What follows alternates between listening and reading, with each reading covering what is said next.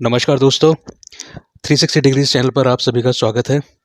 अ, आज इस वीडियो में हम लोग चीन की एक रणनीति के बारे में डिस्कशन करेंगे जिसको बोला जाता है फाइव फिंगर पॉलिसी। तो अभी पिछले दिनों आपने देखा जैसे चीन ने तवांग में घुसपैठ करने की कोशिश की है। तो कई लोगों ने पूछा कि ये चीन के साथ में प्रॉब्लम क्या है? ये हर कुछ महीनों में किसी न किसी देश के साथ में इसका एक युद्ध, एक एग्रेशन चलता रहता है और इंडिया के साथ खासकर कभी ये लोग लद्दाख में घुस जाते हैं, कभी अरुणाचल में घुस जाते हैं। तो ये क्या रीज़न है इसके पीछे? तो इसके पीछे रीज़न जो सबसे इम्पोर्टेंट है वो है आपकी चीन की फाइव फिंगर पॉलिसी। तो फाइव फिंगर पॉलिसी एक्चुअली है क्या? फाइव फिंगर पॉलिसी है, अगर आप इस मैप को देखेंगे तो आप तिब्बत को आप एक मान के चलिए, एक आपका हथेली, 5 उँगलियाँ हैं आपकी। तो वो उँगलियाँ क्या हैं? वो उँगलियाँ हैं आपकी आपका लद्दाख, नेपाल, सिक्किम, भूटान और अरुणाचल प्रदेश। तो तिब्बत आपकी हथेली है और ये 5 उँगलियाँ हैं। अब ये 5 उँगलियाँ जो हैं, ये 5 स्टेट्स मान लीजिए, इनमें नेपाल और भूटान आपके देश भी हैं। तो ये सारे के सारे जो 5 प्रदेश हैं, इनको चीन अपना भाग मानता रहा है और यही रीज़न है कि वो बार-बार इन पे वापस से कब्ज़ा करने की कोशिश करता है। तो ये रणनीति है क्या, उसके बारे में थोड़ा-सा आपको डिटेल से बताना चाहूँगा कि 1940s के दशक में जब चाइना के अंदर रेवोल्यूशन हो रही थी और माओ वहाँ के सबसे बड़े नेता के तौर पे उभर चुके थे, तो उन्होंने अपनी एक रणनीति शोकेस की। मतलब इस रणनीति को कहीं पे डॉक्यूमेंट एज सच गवर्नमेंट के डॉक्यूमेंटेशन में नहीं है, लेकिन ये कम्युनिस्ट पार्टी का एक एजेंडा रहा है शुरू से। तो उनका हमेशा ये मानना था कि उनको अपना दाहिना हाथ हासिल करना है। दाहिना हाथ है आपका तिब्बत और ये 5 उँगलियाँ मिलाकर।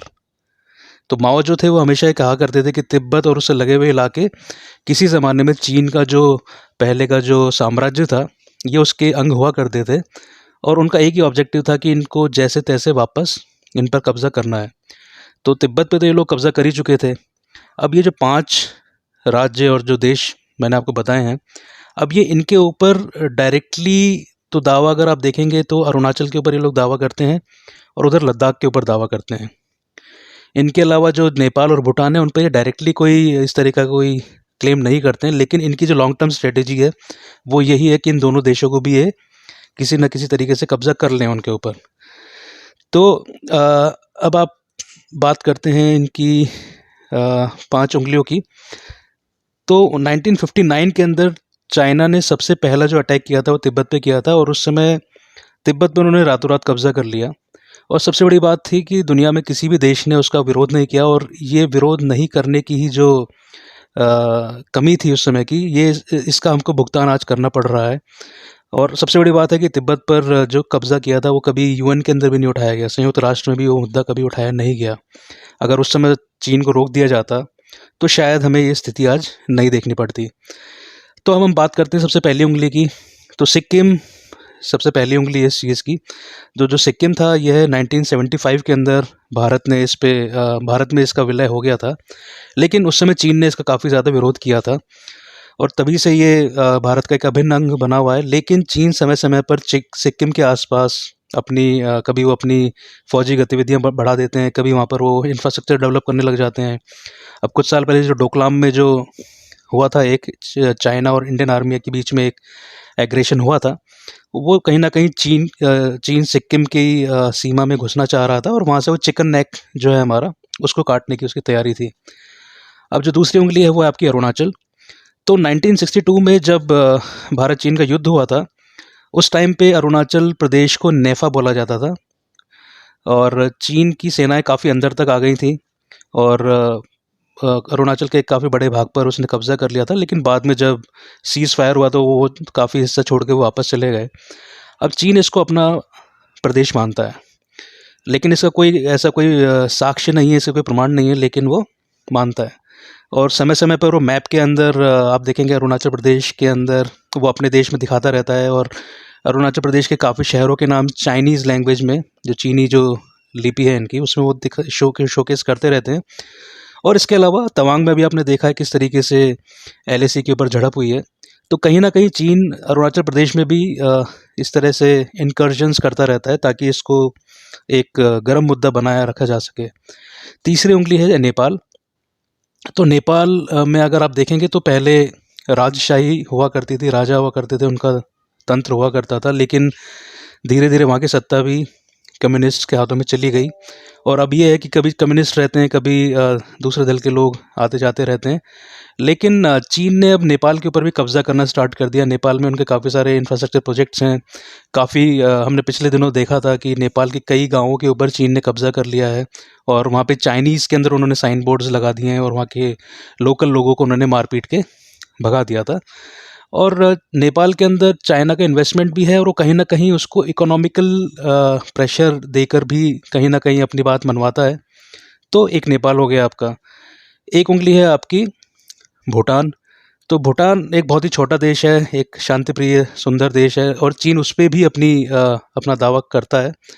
अब यहाँ पे ख़ास बात ये है कि भूटान के साथ में भारत का एक सैन्य संधि है, एक एग्रीमेंट है कि अगर भूटान पे कोई भी हमला करता है या कुछ भी होता है, तो चीन या कोई भी देश अगर करता है तो भारत उसकी मदद के लिए अपनी आर्मी भेजेगा।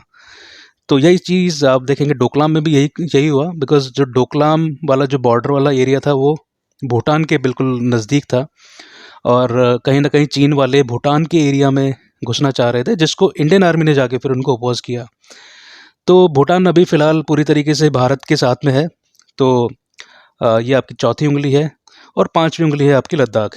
तो लद्दाख अगर आप देखेंगे तो वहाँ पर आई मीन पिछले 3-4 साल से तो आप देखेंगे कि बिल्कुल हर थोड़े टाइम बाद कुछ ना कुछ होता रहता है। अभी फिर गलवान वाला किस्सा हुआ था, उसके अलावा भी वहाँ पे लड़ाई चलती रहती है। तो ये सारी 5 उँगलियाँ हैं और इन पे चीन कैसे न कैसे करके कब्ज़ा करेगा ही करेगा, ये उनका सोचना है और उसीलिए वो कभी न कभी, कहीं न कहीं घुसपैठ करते रहते हैं। तो ये उनका एक तरीका है इन चीज़ों को गर्म करके रखना, मुद्दों को गर्म बना के रखना। अब आप पूछ सकते हैं कि चीन का फ़ायदा क्या है इसमें? चीन की लॉन्ग टर्म अगर स्ट्रैटेजी है तो क्या पाना चाहता है? तो देखिए, सबसे पहला जो ऑब्जेक्टिव है चीन का, वो है स्ट्रैटेजिक एडवांटेज लेना है उसको इंडिया के ऊपर। अगर कल को वो इन पाँचों जगह पे कब्ज़ा कर लेता है, तो इंडिया के ऊपर उसको स्ट्रैटेजिक एडवांटेज मिल जाएगा और इंडिया के साथ में उसकी डायरेक्ट बॉर्डर लग जाएगी कई जगह पे और उस केस में फिर चीन कहीं न कहीं इंडिया पे प्रेशर डालना स्टार्ट कर देगा और वो जो हमारा चिकन नेक है नॉर्थ ईस्ट का, उसको भी आराम से काट सकता है ऐसी सिचुएशन में। और एशिया का वो एक तरह से एक अनडिस्प्यूटेड किंग बन जाएगा। उसको चुनौती देने वाला केवल इंडिया है। अगर इंडिया के ऊपर इतना प्रेशर हो जाएगा तो फिर चीन को कोई चुनौती नहीं दे पाएगा। दूसरी चीज़ है वाटर।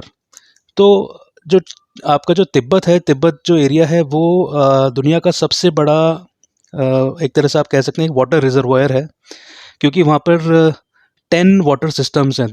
10 नदियाँ वहाँ से निकलती हैं, बड़ी-बड़ी नदियाँ, जिनमें से अगर आप भारत की बात करें तो जैसे सिंधु नदी है, सतलुज नदी है, ब्रह्मपुत्र है, मेकोंग है।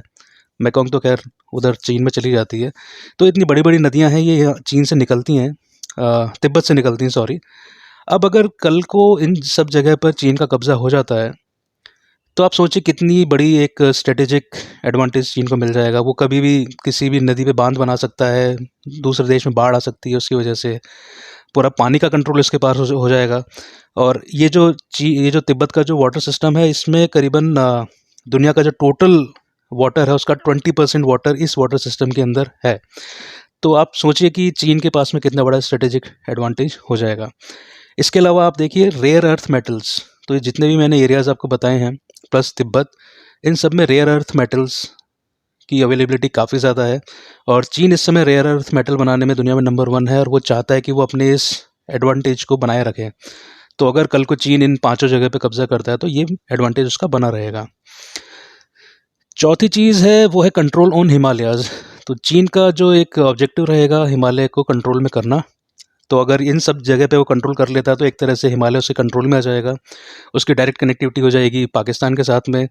जितने भी मेजर ट्रेड रूट्स हैं जो आपके मिडिल एशिया को कनेक्ट करते हैं इंडिया से, नेपाल से या फिर इधर लद्दाख से, वो सारे चीन के कब्ज़े में होंगे। तो एक तरह से चीन इस पूरे एरिया का बिज़नेस कंट्रोल करेगा, चीन इस पूरे एरिया का वाटर कंट्रोल करेगा, चीन इस पूरे एरिया की आपकी हिमालय को कंट्रोल करेगा। तो कुल मिलाकर ये सारी चीज़ें हैं जो चीन के फ़ेवर में चली जाएंगी अगर वो इस पॉलिसी को इस पॉलिसी के हिसाब से इन सब एरियाज़ पे कब्ज़ा कर लेता है। तो ये है चीन की 5 फिंगर पॉलिसी। आई होप आपको ये वीडियो समझ में आया हो, इसमें जो कॉन्सेप्ट हमने बताया ये आपको समझ में आया हो, और चीन हर दूसरे महीने क्यों एग्रेशन दिखाता है ये आपको शायद इससे समझ में आ जाएगा। तो हमारे वीडियोस को ऐसे ही देखते रहिए, हमारे चैनल को सब्सक्राइब कीजिए, आपको वीडियोस अच्छे लगे तो उनको शेयर ज़रूर कीजिए। Thank you so much, take care.